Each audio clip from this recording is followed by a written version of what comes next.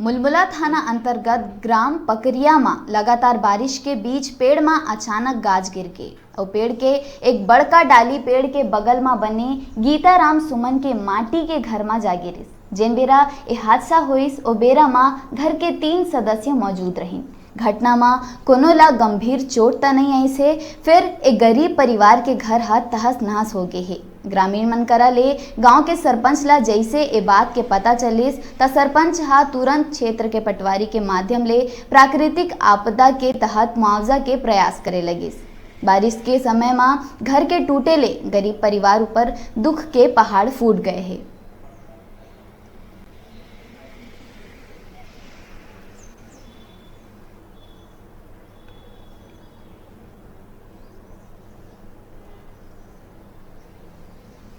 आपके रात में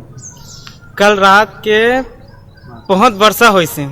तो करीबन वही 9 साढ़े 9 बजे के आसपास जो घर में पीछे में पेड़ हवा तो लोग गाज मार दी तो मतलब वो घर में ही गिर गए और हमन घर के अंदर में रहन तो मुश्किल से मतलब बचे हमन और मतलब गिरिस ना